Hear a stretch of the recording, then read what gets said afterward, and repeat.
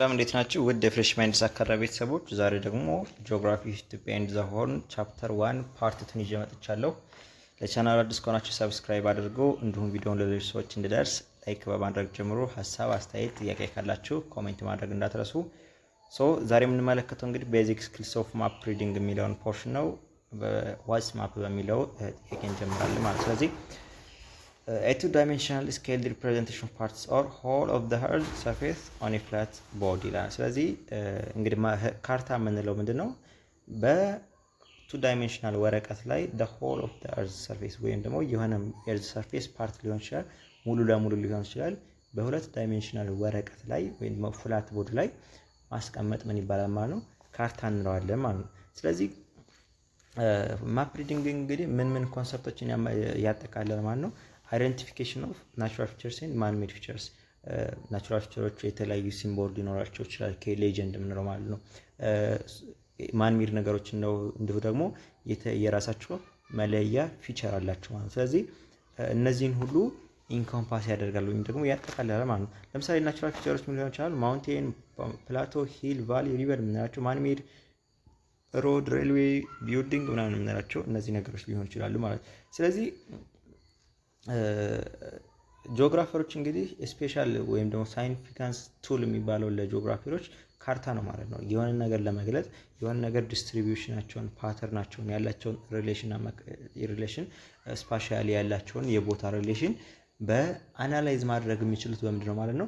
በካርታ ነው ማለት ነው። ስለዚህ ይሄ ግን በጣም ኢዚሊ ኦብዘርቭድ እና ኢንተርፕሪተር አይደለም። ካርታ ሲባል መሬት ላይ ያለን ሰፊ ነገር የሆነች ወረቀት ላይ ማስቀመጥ ቀላል ስላልሆነ በደንብ የሆነ ኤሴንሻል የሆነ ዲቴል እንትን የሚፈልግ ነው ማለት ነው። ስለዚህ ካርታ ለምን ይጠቅማል ከተባለ ጂኦግራፊካል ዲቴል የሆኑን ሪጅን የሆነን ቦታ ጂኦግራፊካል ዲቴሉን ለመግለጽ ይጠቅማል ማለት ነው። ስፓሻል አናላይሲስ ወይም ደግሞ የቦታውን ጂኦግራፊካል ያሉትን ፋክቶች ለማሳወቅ ይጠቅማል ማለት ነው።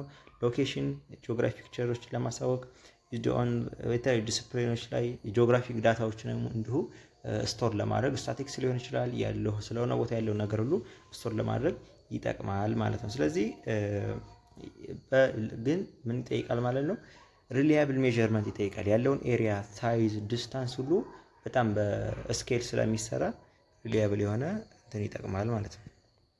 ሌላው ደግሞ ታይፕስ ኦፍ ማፕ ነው። የተለያዩ ማፖች አሉ ማለት ነው። የመጀመሪያው ምንድነው?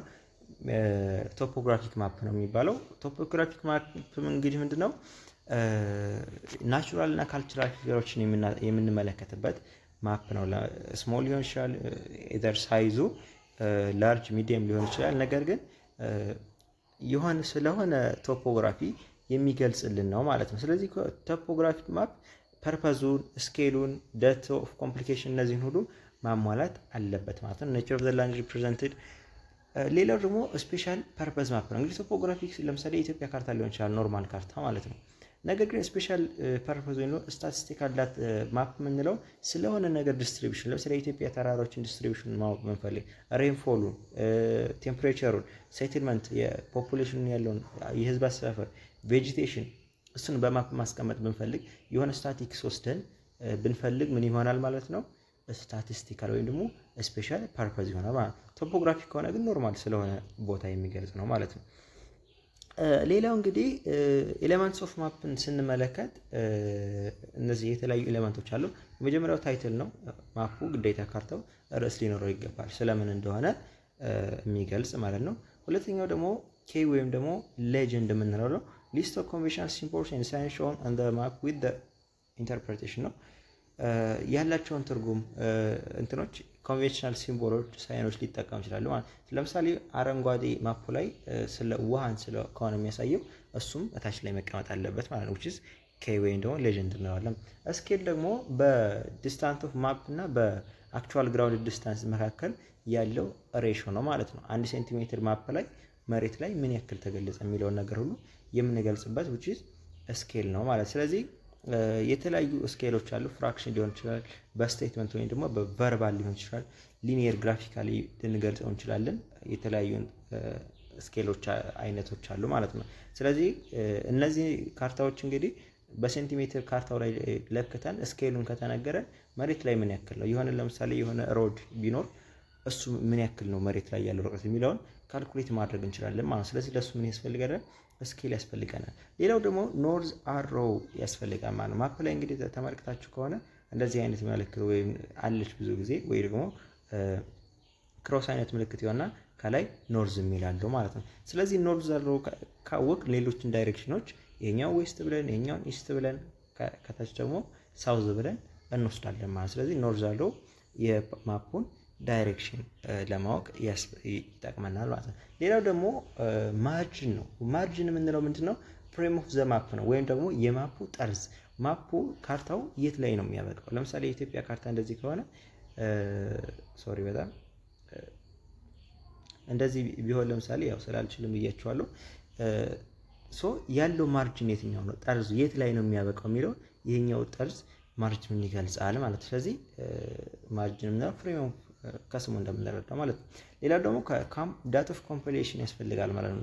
ካርታ ላይ ዳታ ኦፍ ኮምፓይሌሽን ማለት ዳታው ማን ነው? ካርታው መቼ ነው ማፕ ፐብሊኬሽን ሊሆን ይችላል። ለምሳሌ ስለሆነ ቦታ የህዝብ አሰፋፈር የሚገልጽ ማፕ ወይ ስታቲስቲካል ወይም ስፔሻል ፐርፐዝ ማፕ ቢሆን ያ መረጃ መቼ ነው የተሰበሰበው የሚለውን ነገር ለማወቅ ግዴታ ዳቱን ማወቅ አለብን ማለት ነው። ስለዚህ አፕዴትድ ነው ማለት አፕቱዴት ነው ያሁን ነው ወይስ ደግሞ አውትዴትድ ነው ጊዜው ያለፈበት የቆየ ነው የሚለውን ነገር ሁሉ አይደንቲፋይ ለማድረግ ዳታ ኦፍ ኮምፓይሌሽን ወይም ዳታ ኦፍ ኮምፓይሌሽን ምንለው ያስፈልገናል ማለት ነው።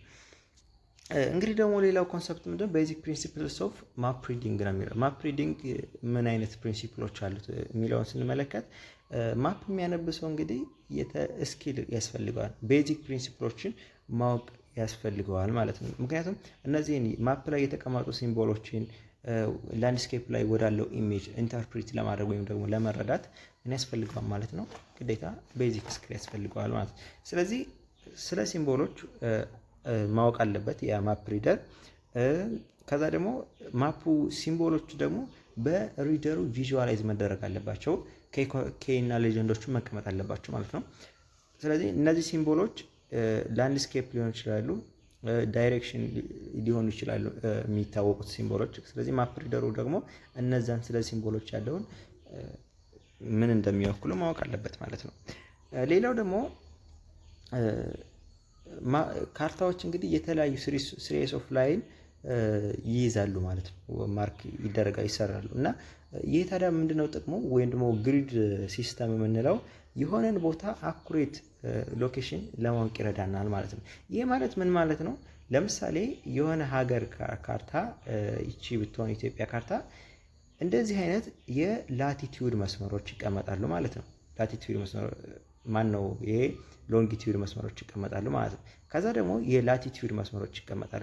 ስለዚህ እዚች ጋር እያንዳንዱ ስኩዌር ይከፋፈልና ያለውን የሆነን ቦታ ሎኬሽን ለማወቅ እንጠቀምበታለን ማለት ነው። እዚህ እያንዳንዱ ዲግሪ አለ እዚህ ጋር ደግሞ የዚህኛውም የላቲቲዩድ ዲግሪ አለ። ስለዚህ የት ትገኛለች? ለምሳሌ አዲስ አበባ 9 ዲግሪ ኖርዝ ቱ 38 ዲግሪ ኢስት መሰለኝ የምትገኘው።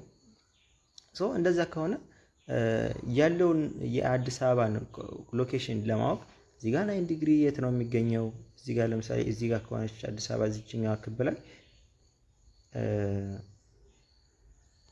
እዚህኛው ክብ ላይ ከሆነች ለምሳሌ አዲስ አበባ ይችን መስመር ተጠቅመን ይችኛዋን ግሪድ ላይን ተጠቅመን እዚህ ጋር 9 ዲግሪ ከሆነ እና ከዛ ደግሞ ይሄኛው ላይን ደግሞ 38 ዲግሪ ከሆነ ሎንጊቲዩዱ አዲስ አበባ የት ትገኛለች የሚለው ነገር ማወቅ እንችላለን ማለት ነው። ስለዚህ በግሪድ ሲስተም አማካኝነት የምናውቅበት መንገድ ነው ማለት ነው። ሌላው እዚህ ጋር እንግዲህ ምንድነው አኩሬት ዲስክሪፕሽን ኦፍ ሎኬሽን ለማወቅ እንጠቀምበታለን። እና ደግሞ ይሄ ዲስክሪፕሽን ግሪድ ሪፈረንስ ወይ ሲሪስ ኦፍ ነምበርስ ይለዋል የምንጠቀመው። ለምሳሌ ባለ 4 ዲጂት ባለ 6 ዲጂት እያለ የምታስታውሱ ከሆነ ታች ክላስ ብሏል።